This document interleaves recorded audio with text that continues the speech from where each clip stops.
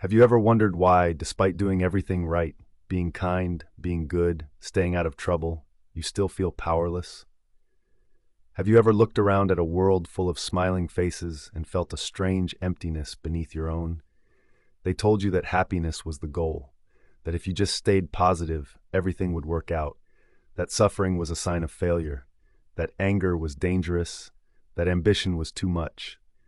And maybe for a while you believed them. You tried to be grateful. You tried to be content. But something inside you kept whispering, "Is this all there is?" What if I told you that the very pursuit of happiness is what's holding you back? That seeking comfort is not a virtue, but a trap? That your desire to feel good may be the very reason you've never felt alive? Nietzsche, one of the most radical thinkers in history, didn't believe in chasing happiness. He saw something most people are too afraid to admit: that life isn't meant to be easy, it's meant to shape you. That the highest goal is not to feel better, but to become stronger. This isn't about cruelty. This is about power. Not the kind that dominates others, but the kind that conquers yourself. So if you've ever felt like you were meant for more, if comfort leaves you cold, if happiness feels hollow, stay with me. Because once you understand what Nietzsche truly meant, you'll never chase happiness again. You'll chase power. Not increase of consciousness is the goal, but enhancement of power. Nietzsche, the will to power. In the quest to live a good life, each of us, consciously or implicitly, chooses an ultimate value around which to orient our life. For many, this value is wealth. For others, it may be status, social acceptance, happiness, pleasure, love, knowledge, or comfort. In this video, drawing from the insights of the 19th century philosopher Friedrich Nietzsche, we are going to argue that if we want to maximize our health and fulfillment, the value we should esteem the highest is power. What is good? All that heightens the feeling of power, the will to power, power itself in man. What is bad? All that proceeds from weakness, not contentment, but more power. Many people associate the concept of power with the ability to control others and to put them in the service of their needs and desires. But this is not the type of power Nietzsche had in mind. As for him, the desire to control others is often the manifestation of an underlying weakness or inferiority complex. Or as he writes, the will of the weak to represent some form of superiority, their instinct for devious paths to tyranny over the healthy. Where can this not be discovered, this will to power of the weakest? Nietzsche, on the genealogy of morality. Instead of power as the Machiavellian control of others, the type of power Nietzsche thought we should pursue is a power we embody and express within ourselves. A power, in other words, that is equivalent to what Nietzsche called growth and expansion, Nietzsche, the gay science, or to what the contemporary philosopher John Richardson called the enhancement of a capacity or an activity already given, Nietzsche's values. As a few examples, an athlete who becomes stronger is increasing his power, as is the writer who improves her writing, the orator who sharpens his public speaking abilities, or the teacher who enhances her capacity to educate. And in the book Nietzsche's Values, John Richardson elaborates on what for Nietzsche is the highest and purest form of power. Power is more life, not by its mere continuation, nor by its multiplication, but by life's being raised to a higher level of capacity and control. Power is transition to a higher level, self-overcoming. The point to my life is my growth or strengthening, and this lies not merely in expanding, but in ascending, which involves overcoming previous states of myself. John Richardson, Nietzsche's Values embedded in Nietzsche's writings, is a guide for how to attain this power, and the first step is to formulate a goal that fulfills 4 conditions. Firstly, the goal must be meaningful and challenging. Secondly, it must promote our health and well-being, or the well-being of others. Thirdly, it must be conducive to the attainment of personal excellence. And finally, it must be self-chosen, or in other words, an expression of our individuality and authentic aspirations. Or as Nietzsche wrote in an unpublished note, "For what purpose humanity is there should not even concern us. Why you are here, that you should ask yourself, and if you have no ready answer, then set for yourself goals, high and noble goals." Once we have a goal that meets these 4 criteria, the next step in attaining power is to dedicate consistent time each day to its accomplishment. As we do, we will meet with obstacles and resistances. Self-doubt, fear, anxiety, and laziness will plague us. A lack of time or resources, the doubts and criticisms of others, or problems with our health or relationships will impede our progress. In the context of pursuing power, the obstacles and resistances that stand between us and our goal present an opportunity.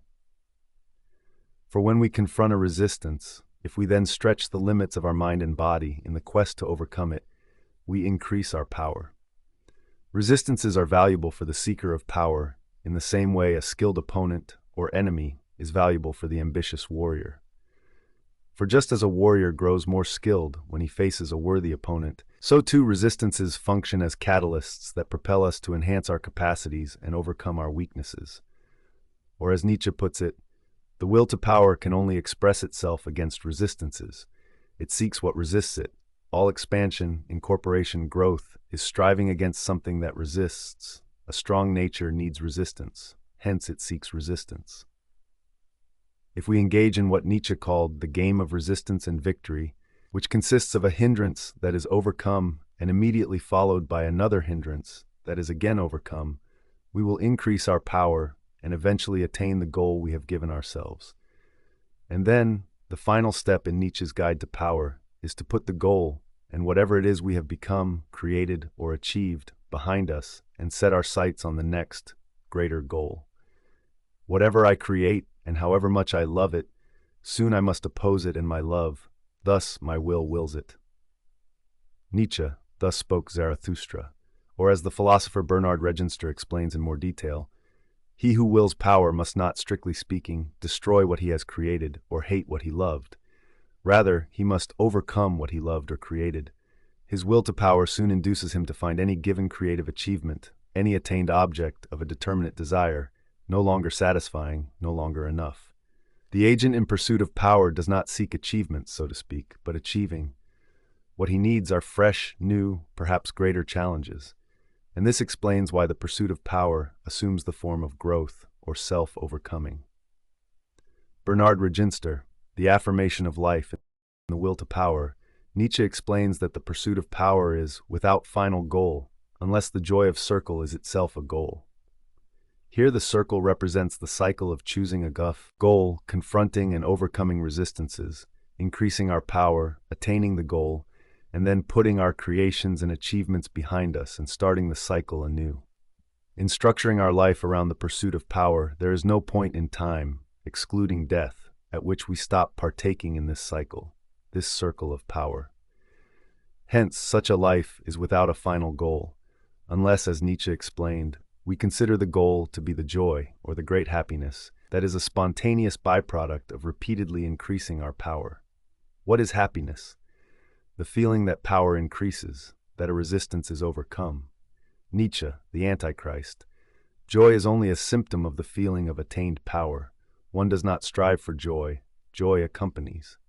Nietzsche's ethics of power has profound implications for the worldview of modern man, for it offers a solution to the perennial problem of suffering. The problem of suffering is that we need a justification or meaning to our suffering. Otherwise, we become prone to nihilism, world weariness, and a festering hatred of life. Nietzsche frames this problem in the following passage. Man, the bravest of animals, and the one most accustomed to suffering, does not repudiate suffering as such. He desires it, he even seeks it out, provided he is shown a meaning for it, a purpose of suffering. The meaninglessness of suffering, not suffering itself, was the curse that lay over mankind so far. Nietzsche, on the genealogy of morality.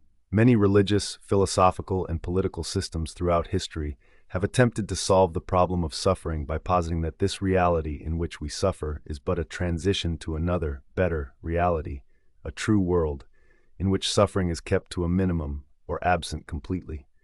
Examples of true worlds include religious heavens or social or political utopias that are said to exist on the historical horizon. Such worldviews attempt to give suffering a meaning by promoting the idea that so long as we endure our present suffering, at some point in the future, we will find redemption in a reality devoid of it. But the fatal flaw of these so-called solutions is that they devalue this earthly reality and the present moment in favor of another reality or future moment, the existence of which we must take on faith. the concept beyond, true world, invented in order to devalue the only world there is, in order to retain no goal, no reason, no task for our earthly reality. Nietzsche, Ecce Homo. In contrast, Nietzsche's ethics of power offers a down-to-earth solution to the problem of suffering.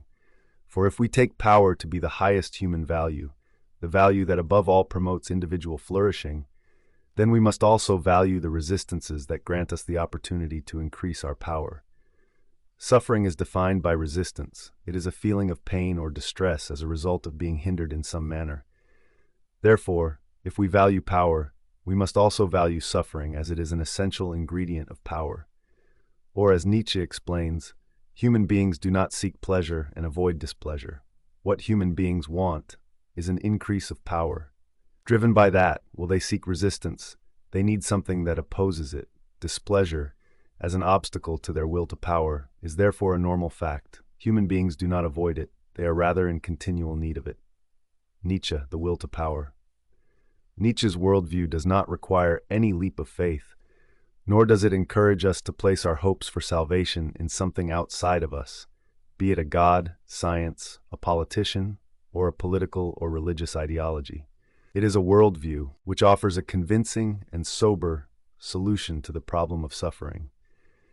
And it promotes a life of meaningful and productive action, thus functioning as an antidote to the passivity that has infected the zeitgeist of modern civilization. If, therefore, we choose to partake in the circle of power, or what amounts to the cycle of continual self-overcoming, we will facilitate the actualization of our potential and cultivate the great happiness and great health. That is the prerogative of the seeker of power. Pleasure appears where there is the feeling of power. Happiness in the triumphant consciousness of power and victory. Nietzsche, the will to power, or as he wrote in Thus Spoke Zarathustra, and life itself confided the secret to me. Behold, it said, I am that which must always overcome itself. The myth of happiness and the rise of power. Modern man is obsessed with happiness. Open any self-help book, scroll through social media, or listen to popular psychology, and you'll hear the same mantra repeated endlessly. The purpose of life is to be happy. But what if this idea is not only wrong, but dangerous?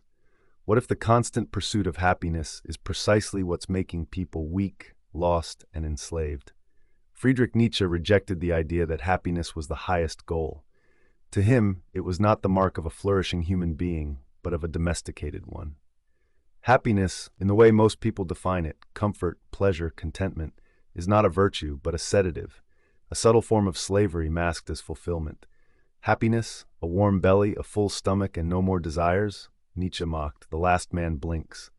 This was his prophetic vision of the future, a humanity that had abandoned greatness for safety, excellence for ease, and truth for comfort. The last man is not evil, but mediocre. He avoids pain, he avoids risk, he avoids transformation. He is happy, and he is hollow. Why should we seek power, not happiness? Because Nietzsche understood something vital. To be human is not to rest, but to rise. Life itself, he believed, is driven by a metaphysical force, the will to power. Not merely the desire to dominate others, but the deeper urge to grow, to expand, to overcome, to transform. This will is not a byproduct of life, it is life. He writes, life itself is will to power. Self-preservation is only one of the indirect and most frequent results. The will to power, Nietzsche. This changes everything. If life is will to power, then the goal is not to be happy, but to become strong, to become more, to elevate yourself beyond what you were yesterday. Happiness becomes incidental, not a goal, but a fleeting byproduct of power rightly used. But modern morality, shaped by centuries of Christianity, liberalism, and herd thinking, has taught the opposite. It glorifies the weak, sanctifies victimhood, and praises comfort. It teaches that power is evil, that suffering is to be avoided, that all pain is pathological. Nietzsche called this slave morality, the inversion of values born from weakness. To Nietzsche, the strong do not need morality. They create it. They do not follow the herd. They break away. They do not seek permission to grow. They suffer, rise, and give birth to new values. The man who seeks happiness avoids pain. But the man who seeks power uses pain. He transforms it. He alchemizes it into strength.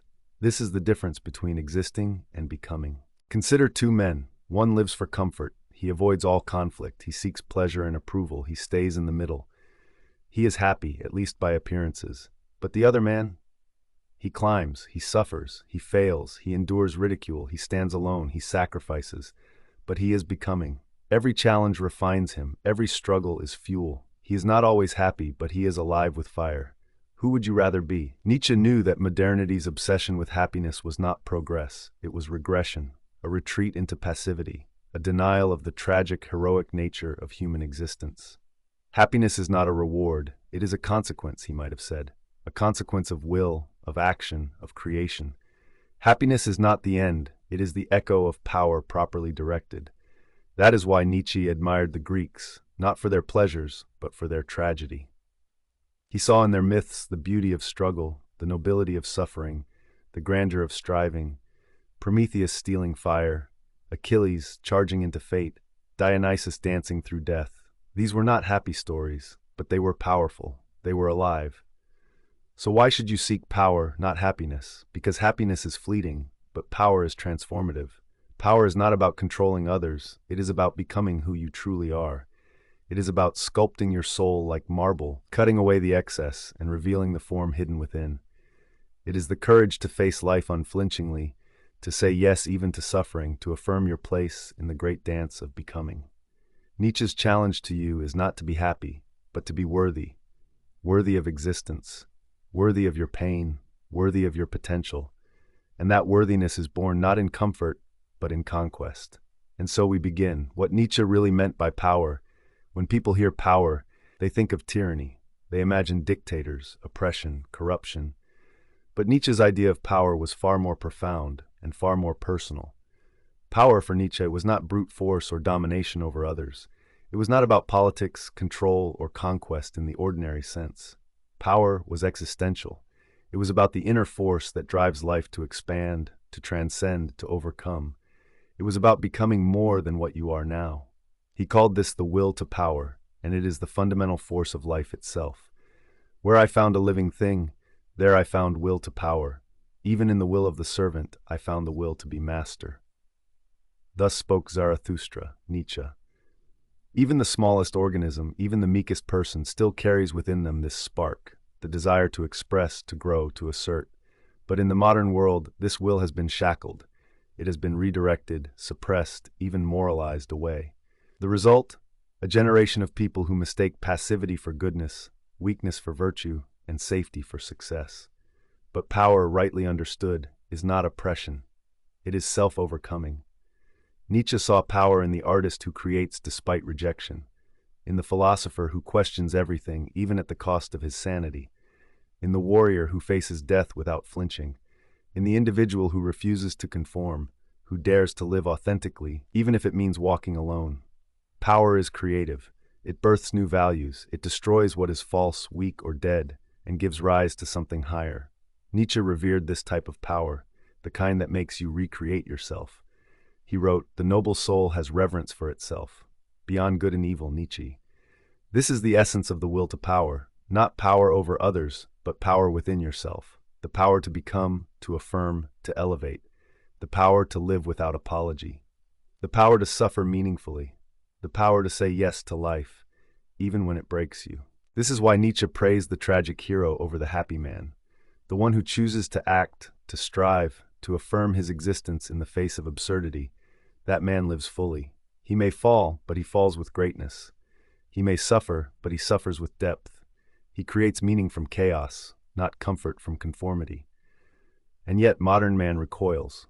We are trained from childhood to avoid discomfort, to obey norms, to please others. We are told that if we are kind and passive, good things will come. But this is not virtue, it is domestication. Nietzsche saw this clearly. He called it the morality of the herd, a system of values designed to protect the mediocre, the weak, the resentful. It demonizes strength, mocks individuality, and rewards submission. It preaches humility, not because humility is noble, but because it keeps you small. It fears power, because power disrupts the order of the herd. But the human soul was not made for stagnation. It was made for ascension. This is why Nietzsche's idea of power is revolutionary. It is not an external conquest, but an inner revolution, a fire that consumes falsehood and forges truth. It is the courage to suffer, to create, to transform. to live with intensity, to risk the fall for the chance at flight. And here lies the great irony. The man who seeks power often finds meaning. The man who seeks only happiness finds neither. You were not meant to be content. You were meant to be great. And greatness demands pain, risk, solitude, and transformation. Happiness asks nothing of you, but power demands your soul and gives you back something eternal. The will to power is the call to become who you truly are. It is the demand that you stop waiting and start willing, not to follow, but to create, not to retreat, but to rise. So ask yourself, as Nietzsche would ask, what are you doing with your power? Are you using it to transform, or are you wasting it chasing happiness? Slave morality versus master morality. To understand Nietzsche's idea of power, we must go deeper, into the heart of his moral philosophy. For Nietzsche, modern morality was not just misguided, it was a sickness, a denial of life, a conspiracy of the weak against the strong. He called this slave morality, and it was, in his eyes, one of the most profound spiritual poisons ever invented. Slave morality is not born from strength, it is born from resentment. The weak man, unable to assert his will, unable to rise above his condition, convinces himself that strength is evil, that ambition is prideful, that power is corrupt, that suffering must be avoided, that those who dominate must be condemned, not emulated. He rewrites the rules of life, not to uplift himself, but to condemn those who have what he lacks. In this world, meekness becomes virtue, humility becomes holiness, and obedience becomes wisdom. But it's all a lie that lets the weak sleep peacefully, while punishing the strong for daring to rise. Nietzsche traced the roots of this morality to Judeo-Christian values, which redefine nobility and turn suffering into something sacred. In doing so, they reversed the value system of antiquity. Instead of honoring strength, beauty, and excellence, they glorified guilt, pity, and sacrifice. Instead of striving upward, man was told to kneel. He wrote, "Christianity is the revenge of the weak, the poor, the ill-constituted against the healthy." The Antichrist, Nietzsche. By contrast, Nietzsche praised what he called master morality. This morality is born from power, from life overflowing. It affirms itself. It does not need validation. The noble man does not ask, "Is this good for everyone?" He asks, "Is this an expression of my strength?" He creates values from his own will, his own instincts, his own spirit. Good in this world is what elevates life. Courage, power, generosity, discipline, beauty, strength. Evil is not sin. It is weakness, decay, cowardice, resentment. Master morality does not seek equality. It seeks excellence. It does not kneel before others' expectations. It stands tall in its own truth. It does not disguise ambition as virtue. It exalts it. But here is the tragedy. Most people live under slave morality, and they don't even know it. They shame themselves for wanting more. They suppress their instincts. They censor their speech, their art, their desires, not because they are truly immoral, but because they fear disapproval. They long for power, but they settle for comfort. They could become lions, but they choose to be lambs. And all the while, they believe they are good people. But this goodness is not life-affirming. It is life-denying. Nietzsche's goal was not to destroy morality, but to transcend it. He wanted a new kind of human being, one who would rise beyond the binary of good and evil, one who would not be shackled by guilt, shame, or herd opinion, one who would create his own values. That is the Übermensch, the overman, the ideal Nietzschean soul. He is not chained to the past. He is not afraid of judgment. He does not ask for permission to exist. He wills his life into being. He suffers and turns it into strength. He creates and calls it divine. He lives beyond morality, not beneath it. And this brings us to the most vital truth. If your morality makes you small, it is not moral. It is slavery. You were not born to apologize for your existence. You were born to express it, not to obey, but to overcome, not to shrink, but to ascend. So choose. Will you follow the morality of the herd, or will you forge your own path? Will you seek comfort, or will you seek power? Why the pursuit of happiness weakens you. What happens when a civilization worships happiness above all else? According to Nietzsche, it decays. He saw modernity as a spiritual wasteland, a culture obsessed with comfort, convenience, and superficial pleasure, a world where people no longer asked what is noble, but instead what feels good. The will to power had been replaced with the will to mediocrity. Nietzsche wrote, "Man does not strive for happiness, only the Englishman does that." Twilight of the Idols. This wasn't just a jab at utilitarianism, it was a deeper criticism of an entire worldview. A worldview that sees pain as a problem to be solved, not a reality to be embraced. That seeks to avoid struggle, not grow through it. That calls pleasure the highest good and anything that threatens it, discipline, hardship, ambition, an enemy. But happiness, in Nietzsche's eyes, is not a worthy goal. It is a byproduct of something greater, and when you chase it directly, you distort yourself. Because what is happiness without strength? What is pleasure without purpose? What is comfort without conquest? Happiness that is not earned through hardship is fragile, shallow, weak. The man who makes happiness his god becomes soft, mentally, emotionally, spiritually. He becomes dependent on circumstances. He needs validation. He fears criticism. He avoids pain at all costs, and in doing so, he avoids growth. This kind of happiness turns people into slaves, not of others, but of their own desires. They wake up not to live fully, but to feel better. They don't risk, they retreat. They don't climb, they coast. They smile, they comply, they conform, but beneath it all, they are empty. Nietzsche would say, that's not happiness, that's sedation. Real joy, the kind that burns in the soul, comes from overcoming, from struggle, from tension. It arises when you confront chaos and find form, when you suffer for something worthy, when you stretch beyond yourself and emerge stronger. You don't become powerful by chasing dopamine. You become powerful by building a spirit that doesn't need it. Power is not about avoiding discomfort, it's about choosing it, voluntarily, willfully, happily, because only through this can you forge something greater than happiness, greatness itself. And so Nietzsche reverses the modern doctrine, don't live to be happy, live to be worthy of happiness. And if happiness comes, let it come as a side effect of power, not its substitute. The psychology of the will to power. To understand Nietzsche's philosophy, we must strip away the modern misunderstanding of power. Power, in Nietzsche's sense, is not about control over others. It is not domination, tyranny, or the accumulation of wealth or fame. That is the vulgar form, the mask of the powerless pretending to be strong. Nietzsche's will to power is psychological, spiritual. It is the deep inner urge to expand, to grow, to become more than you are. It is the force that drives all life forward, not toward pleasure, but toward potency. A living thing seeks above all to discharge its strength. Life itself is will to power. The Antichrist. This urge is in all of us. The child who learns to speak, the artist who breaks boundaries, the thinker who dares to question, all are expressions of the will to power. It is not about being better than others. It is about being better than who you were yesterday. Psychologically, it is the difference between a growth-oriented life and a comfort-oriented life. Happiness asks, what will make me feel good now?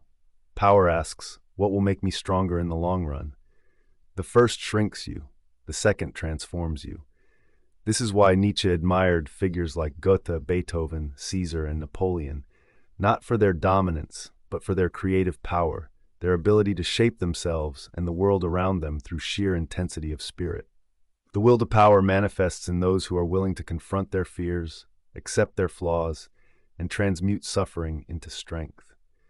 It is the force behind the philosopher who challenges the herd, the warrior who chooses battle over safety, the builder who carves meaning out of chaos. And here's the paradox. The more you embrace struggle, the more alive you become. The more you push yourself toward your limits, the more expansive your soul becomes.